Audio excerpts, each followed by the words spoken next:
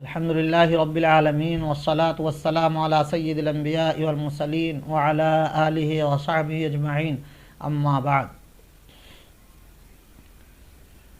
الحمدللہ اللہ تعالیٰ کے فضل سے، اس کے احسان سے رمضان المبارک کا مہینہ قریب مکمل ہونے کو ہے اور عید الفطر جو ہے وہ بہت آنے کو ہے۔ یہ اللہ کی نعمت کا شکرانہ ہے۔ تو عید الفطر کے تعلق سے نماز کا طریقہ اور اس کی سنتیں اور چند مسائل بیان کیے جا رہے ہیں، اس لیے ان کو بہت دھیان سے سنیں، سمجھیں اور عمل کی کوشش کریں۔ اللہ پاک ہم کو ہر کام سنت کے مطابق کرنے کی توفیق بخشے، آمین۔ سب سے پہلی بات تو یہ سمجھیے کہ عید کی نماز کہاں ہو سکتی ہے؟ تو اس کا جواب یہ ہے کہ جہاں پر جمعہ جائز ہے وہیں پر عید کی نماز بھی جائز ہے۔ جمعہ اور عیدین کی، عید الفطر عید الاضحیٰ کی سب شرطیں ایک ہی ہیں۔ جہاں پر جمعے کی نماز جائز ہے وہاں پر عیدین کی نماز بھی جائز ہے، اور جہاں جمعہ جائز نہیں وہاں عید کی نماز بھی واجب نہیں۔ وہاں لوگوں کو بے فکر رہنا چاہیے، ایسے گاؤں دیہات میں ان سے عید کی نماز معاف ہے۔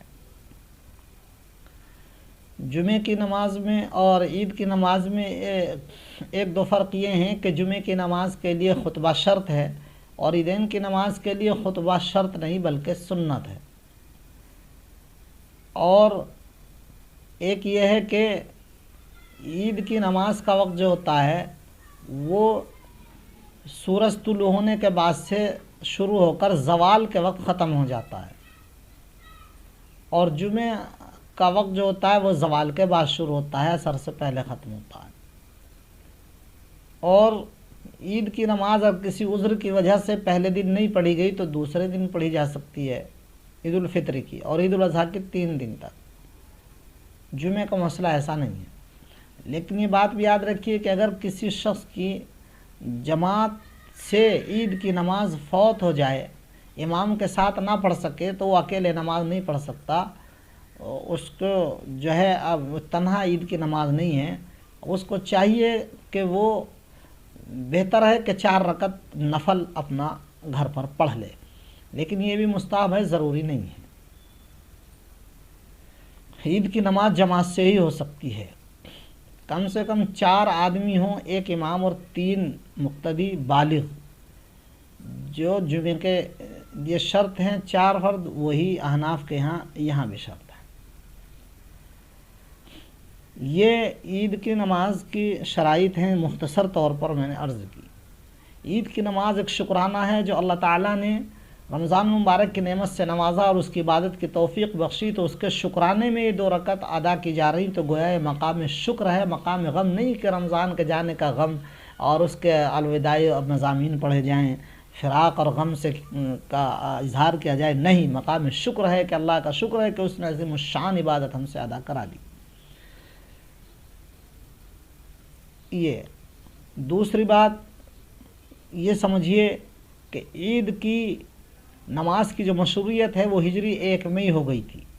ابو داؤد شریف میں روایت ہے انس رضی اللہ تعالیٰ عنہ سے کہ آپ صلی اللہ علیہ وسلم مدینہ طیبہ تشریف لائے تو وہاں بچوں کو کھیلتے ہوئے دیکھا، تو آپ نے ان سے پوچھا کہ یہ کیا ہے، تو انہوں نے کہا کہ ہم اسلام سے پہلے جو ہے وہ زمانے جاہلیت میں ان دنوں کھیل تماشا کرتے تھے، تو آپ صلی اللہ علیہ وسلم نے فرمایا کہ ان دنوں کے بدلے میں اللہ تعالیٰ نے تم کو 2 بہتر دن عطا فرما دیے، ایک یوم عید الاضحیٰ کا دن اور ایک عید الفطر کا دن۔ تو یہ پہلے ہی ہجری سے ہی جو ہے عید کی نماز ہو گئی تھی۔ عید کی نماز کی سنتیں اور مستحبات ذکر کرتا ہوں کہ عید کے دن کیا کیا سنتیں ہیں۔ ایک تو عید کی نماز کے بعد 2 خطبے، اور عید کے دن عید کی نماز کے لیے غسل کرنا، عید کی رات میں عبادت کرنا اور عید کی نماز کے لیے غسل کرنا، مسواک کرنا، اچھا لباس پہننا، ناخن کاٹنا، خوشبو لگانا، جی اسی طرح سے اپنے بال وغیرہ کاٹنا اگر لبے وغیرہ سب بڑھی ہوئی ہیں، اسی طرح سے عید الفطر کی نماز کو جانے سے پہلے، عیدگاہ جانے سے پہلے کوئی میٹھی چیز کھا لینا، اور اس سے عید کی نماز سے پہلے صدقہ فطر ادا کر کے جانا جی. اور عید الاضحیٰ ہے تو تو اس میں کچھ نہیں کھانا، قربانی کے گوشت سے کھانا بعد میں. تو ہم اس وقت عید الفطر کی سنت ہے جو ہے عید کی بات عرض کی کہ عید الفطر کی نماز سے پہلے کھانا، اور عیدگاہ جانے میں جلدی کرنا، اور پیدل جانا، اور جو ہے ایک راستے سے جانا اور دوسرے راستے سے آنا، اور جاتے ہوئے تکبیر آہستہ پڑھتے ہوئے جانا عید الفطر میں، اور واپسی میں بھی آہستہ آہستہ پڑھتے ہوئے آنا. اور عید کی نماز سے پہلے نہ گھر میں نہ عیدگاہ میں نفل نماز نہیں پڑھنا. اشراق کی نماز نہیں ہوتی، نہ کوئی نفل نماز ہوتی. البتہ فجر کی نماز کسی نے نہیں پڑھی تو وہ پڑھ سکتا ہے، اپنے گھر پڑھ کے چلا جائے.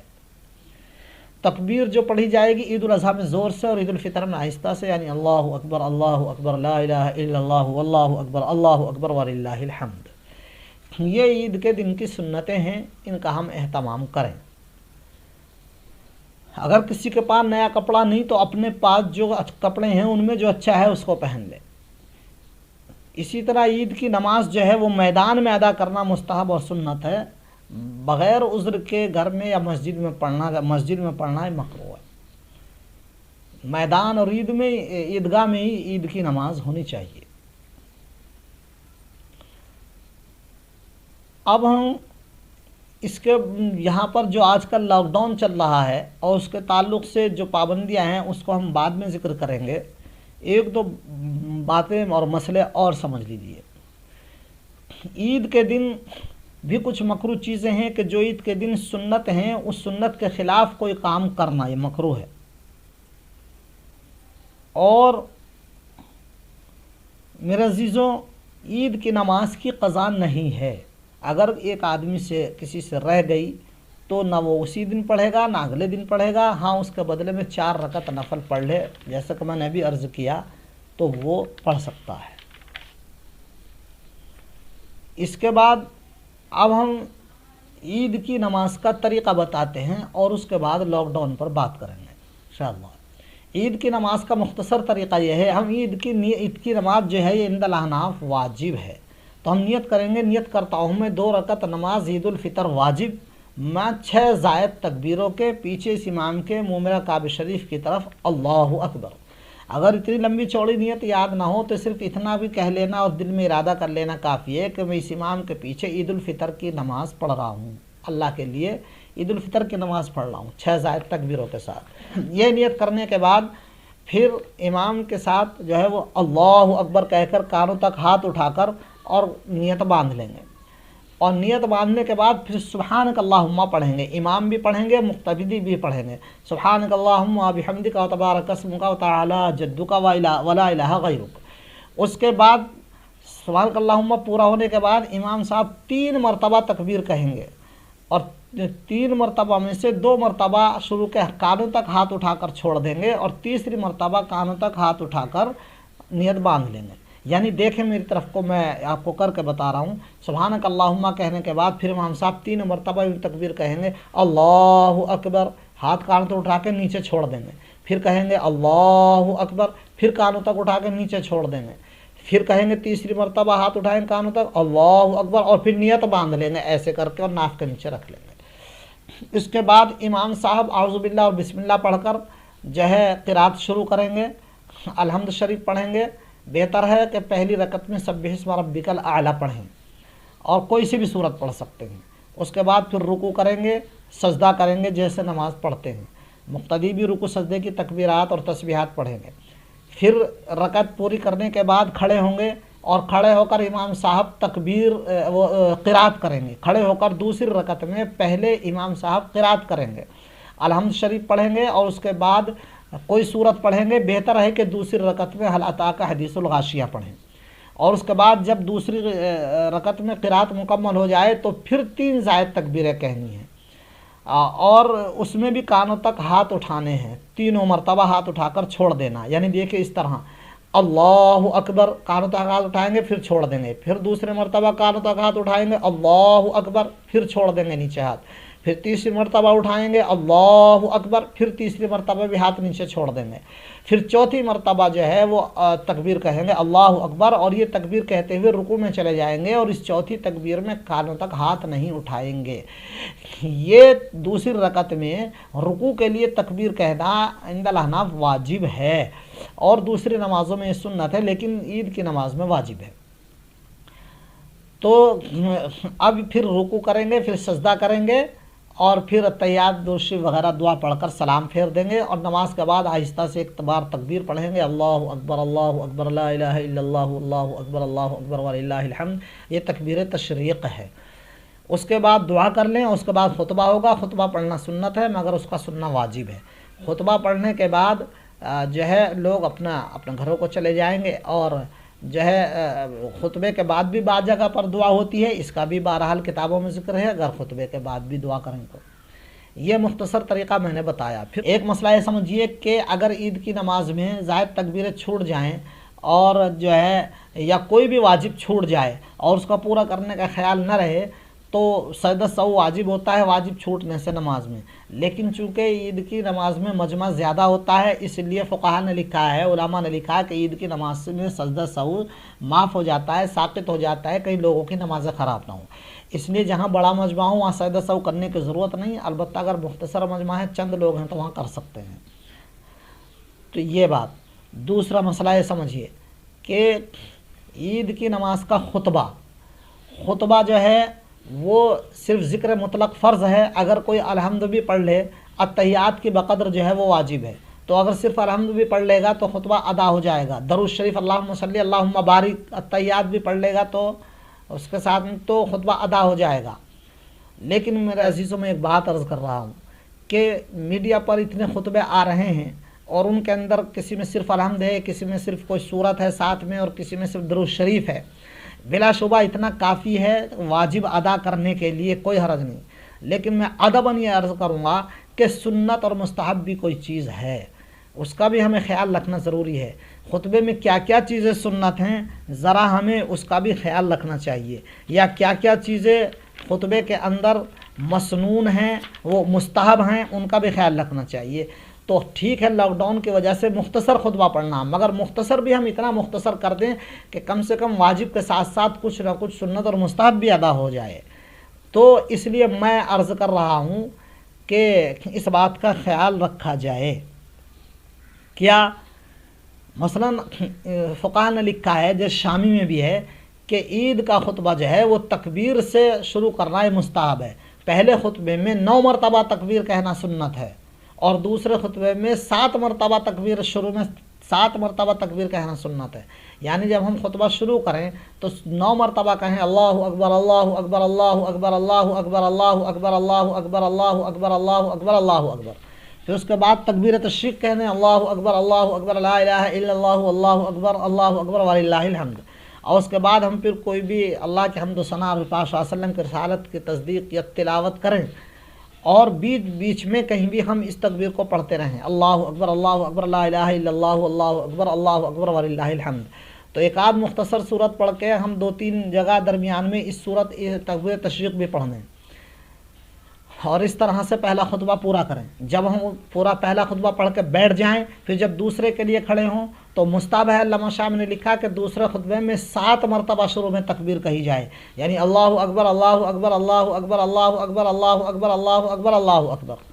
तो ये इस तरह तकबीर से शुरू हो, और फिर इसमें भी जो है हुज़ूर पाक सल्लल्लाहु अलैहि वसल्लम पर दरूद पाक और कोई आयत, और तमाम मुसलमानों के लिए, उम्मत के लिए दुआ, सबके लिए, अपने मुल्क के लिए और सबके लिए दुआ, सारी इंसानियत के लिए दुआ हो आफ़ियत सलामती की। और जो है खुलाफा राशिदीन सहाबा का ज़िक्र सब मुख्तसर चंद जुमलों में करने के बाद कहीं कहीं बीच बीच में 2-1 जगह अल्लाहु अकबर ला इलाहा इल्लल्लाहु अल्लाहु अकबर वलिल्लाहिल हम्द तकबीर तशरीक़ पढ़ दें, तो खुतबा लंबा भी नहीं होगा, मुख्तसर होगा, तो मुस्तहब भी अदा हो जाएगा और वाजिब भी अदा हो जाएगा। इसलिए ऐसे खुतबे पढ़ना बेहतर है। अब सुन्नत तरीक़े पर खुतबा है। अब इसके बाद अब लॉकडाउन का मसला मैं अर्ज़ कर रहा हूँ। लॉकडाउन में पाबंदियाँ हैं, तो हमें इस पाबंदी को बरकरार रखना है, ख्याल रखना है। ईदगाह में, चूँकि ईदगाह में नमाज़ होती थी, इसलिए उसी तरीके से हमें मसाइल तो बयान करने थे ताकि याद भी रहें, जहन नशी रहें। لیکن اب عیدگاہ اور مسجدوں میں نمازوں کی پابندی ہے، مجمع اکٹھے ہونے پر پابندی، تو ہم اس پر عمل کریں اور کوئی ایسا موقع نہ دیں کہ پھر ہمیں جو ہے بدنام کیا جائے کہ ان کی وجہ سے کرونا پھیل گیا۔ ہم بالکل حکومت کا ساتھ دیں، جو ڈاکٹروں کا مشورہ ہے اور جو ہمیں حکومت شاسن کہہ رہا ہے اس پر پابندی سے مضبوطی سے عمل کریں۔ جو 4-5 آدمیوں کی اجازت مسجد میں ہے سوشل ڈسٹینسنگ کے ساتھ، انہی کے ساتھ جو ہم جمعہ پڑھ رہے تھے وہی جو ہے ہم عید کی نماز پڑھ لیں، اور اپنے گھروں میں بھی مجمع اکٹھا نہ کریں، وہی 4-6 لوگ اگر پڑھ سکتے ہیں، عید کی شرائط پوری کر سکتے ہیں تو پڑھیں۔ بعض لوگ کہہ رہے ہیں کہ پڑھیں، لیکن میں عرض کر رہا ہوں جو ہمارے بڑے علماء نے کہا ہے کہ اگر وہ شرائط پوری کر سکتے ہیں جو جمعے کی ہیں تو پڑھیں، یا عید کی ہیں نماز کی تو پڑھیں، ورنہ تو پھر نہ پڑھیں۔ مثلا عید کی نماز جو پڑھانے والے ان کو بھی دھول لگ جاتی ہے، اور جو عام آدمی ہیں وہ کیسے پڑھا پائیں گے؟ ان کو نماز پڑھانا کس طریقے سے آسان ہوگا؟ اگر چلیے خطبہ سنت ہے، نہیں بھی پڑھا جب بھی نماز ہو جائے گی، مگر مسئلہ یہ ہے کہ وہ آخر پڑھائیں گے کیسے؟ کتنے لوگ ہیں ایسے کہ 4-5 لوگوں کو بھی وہ نماز پڑھا سکیں؟ لیکن اگر پڑھانے والا بھی میسر ہو جائے تو گھر کے اندر یہ شرط ہے کہ وہ بیٹھک ہو یا کوئی ایسی جگہ ہو جہاں عام لوگ آ سکتے ہوں، اجازت ہو آنے کی۔ جو رہائش کے کمرے ہیں اندر مستورات کے ساتھ، ان میں جمعہ نہیں ہوگا، تو گھر کے اندر جو ایسی جگہ ہے، اگر ایسی جگہ پر پڑھیں، انعام کے ساتھ پڑھیں تو پڑھ سکتے ہیں، لیکن ان کو کر کون پائے گا پورا؟ اس لیے جو ہے بہت سوچ سمجھ کے اس ذمہ داری کو نبھائیں، اور اپنے بڑے علماء کے تحریر و آراء کو دیکھیں اور پھر اس پر عمل کریں۔ ایک مسئلہ یہ ہے کہ جو لوگ عید کی نماز نہیں پڑھ سکتے اس مجبوری کی وجہ سے، تو انہیں عید کی نماز معاف ہے۔ جہاں عید کی نماز واجب ہی نہیں، گاؤں دیہات، وہاں تو ہے ہی معاف، لیکن جو شہر قصبات اور جہاں پر عید کی نماز واجب ہے وہاں پر بھی ان لوگوں کو جو ادا نہ کر پائیں کوشش کے باوجود، ان سے بھی معاف ہے۔ البتہ ان کے لیے مستحب اور بہتر ہے، علامہ شامی نے لکھا ہے کہ وہ عید کے دن 4 رکعت نماز چاشت کی پڑھ لیں یا 2 رکعت پڑھ لیں، لیکن وہ جماعت سے نہ پڑھیں، الگ الگ اپنی پڑھیں اپنے گھر میں، اور اس طرح سے پڑھیں جیسے روزانہ نفل پڑھتے ہیں، عید کی نماز کی طرح نہ پڑھیں کہ اس میں تکبیرات وغیرہ نہ ہیں، تاکہ ایک شکرانہ ہو، اللہ کے حضور سجدہ ریز ہو جائے، سر جھکا کے اس کے شکرانہ ہو، شکر گزاری ہو، اور اس کی عبادت میں سر جھک جائے، اس کی عبادت میں اس کے سامنے سر جھک جائے، اور ایک اظہار ہو اس بات کا، اللہ کی بندگی کا، شکرانے کا۔ اس لیے 2 یا 4 رکعت نفل چاشت کی اس دن پڑھ لی جائے، جو لوگ نماز عید ادا نہ کر سکیں۔ انشاءاللہ امید ہے کہ وہی اجر ملے گا۔ انما الاعمال بالنیات، کے اعمال کا مدار تو نیت پر ہے، اور اللہ تعالیٰ بڑا بخشنے والے غفور رحیم ہے۔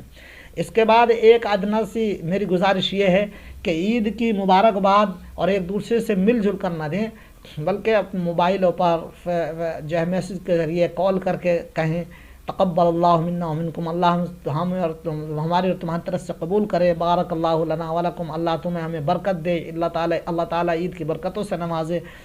تو عید کی مبارکباد ہم اس طرح سے دیں، اور اکٹھے ہو کر ایک دوسرے کے گھروں پر نہ جائیں، اکٹھے نہ ہوں، اس کا پورا خیال رکھیں۔ ہم کوئی بھی موقع ایسا نہ دے دیں میڈیا کو جو وہ اچھال کے ہمیں بدنام کرتے، جو ہمیں شاسن اور ڈاکٹروں کی طرف سے جو کچھ ہمیں ہدایت ملی ہیں، اور اپنے علماء نے اس کے دائرے میں رہتے ہوئے شریعت کے جو اس لاک ڈاؤن میں جو ہمیں ایک راستہ دکھایا ہے رہنمائی کی، اس کو ہم سامنے رکھتے ہوئے عمل کریں۔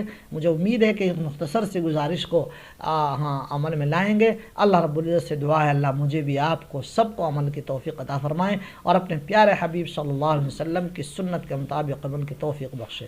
آمین۔ واخر دعوانا الحمدللہ رب العالمین۔